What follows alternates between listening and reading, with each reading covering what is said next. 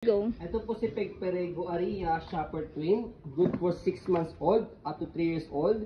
It depends pa rin po yan sa laki timbang ni baby kung kakayanin po siya ng 4 to 5 years old. Okay, 6 months po siya dahil semi-reclined lang po siya, hindi po siya fully reclined. Okay, already washed and ready to use. Okay, so ito po yung details po niya one by one. So ito po yung canopy po niya, wala po siyang faded, walang discoloration. Okay, ito po extension canopy, pwede nyo po ipasok sa loob pag di nyo gagamitin. Okay, sa pag-fold sa kanya, ayan, ganyan lang. Okay, so next, ayan po, ganyan siya kapag naka-semi-recline.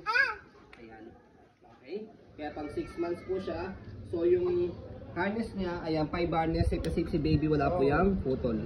Ayan, ganoon din po sa kabila, wala rin po yung putol. Ayan. Okay, so ayan, regarding naman po sa front handle niya, ayan, so press nyo lang po dito. Yan. Yan. Press and then angat. Okay? Ganun din sa kabila. Yan. Para pag ilalagay si baby. Okay? So salpak nyo lang po galing sa taas pababa pag ilalagay po yung front handle. So footrest, tapakan ng paa. Ayan. Okay? So yung gulong po niya hindi siya pudpot. Ayan. As you can see. So easy to maneuver. Kung gusto niyo pong one way lang, so ito po iangat nyo lang po dyan yan, ganoon din sa kabila.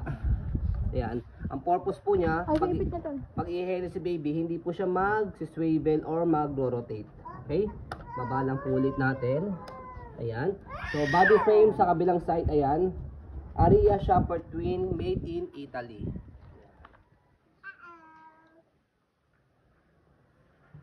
Go.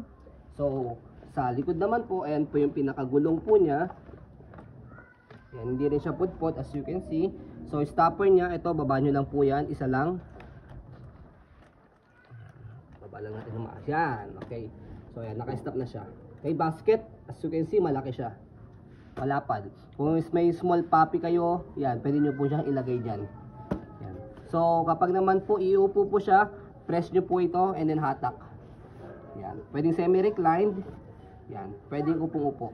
Yan, ganun din sa kabila. Press, tapos hatak. Yan, ganyan po yung likod po niya. So body frame po sa kabilang side, ayan. Okay. Made in Italy. So yan, Peg Perego. Ayan. So kinagandaan po dito kay ang kinagandaan po dito kay Peg Perego is yan, yung pagkakaupo niya is flattened. Unlike sa ibang mga stroller, based po sa mga dumaan po sa aming stroller is naka-semi-recline pa siya.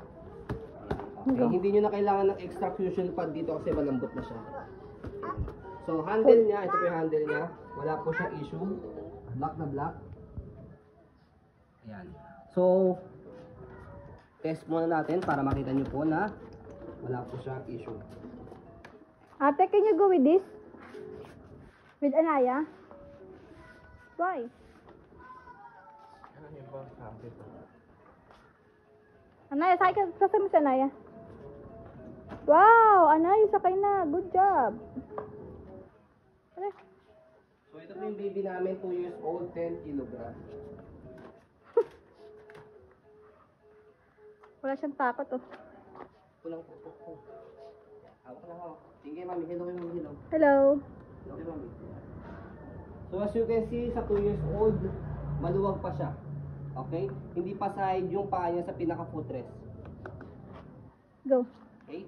So sa pag-fold po sa kanya, yan, fold natin. Tara na rito, baba ka na. Baba ka na muna, doon naman rito. Sama ka doon sa pag-fold. So ayan, sa pag-fold po sa kanya, dito. So press nyo lang po yan dalawa, tapos baba. Okay? So, and then, mag-lock dito yan. Itong lock niya rito sa kabila. Saka dito. Yan. Ang liit niya lang, compact lang siya. Yan, okay? Nag-lock siya dyan. Okay? Lightweight. Lightweight po ito. And Magaan compact po siya para sa twin stroller. Ayan. Okay? So, kapag in-open siya, tanggalin nyo lang po yung lock dito sa gilid. Saka sa kabila. Left and right. Maipit si Anaya to. Yan. Tapos, saka nyo po siya ibuka. Okay, bubuka natin. Anaya, what's dyan?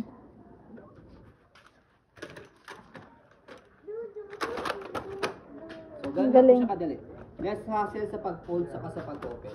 Okay? So, ayun po, as you can see, very details po kami mag-video kasi yung shop policy po namin, no refund, no exchange, what you see is what you get. So, yun po, maraming salamat. Have a nice day and God bless po.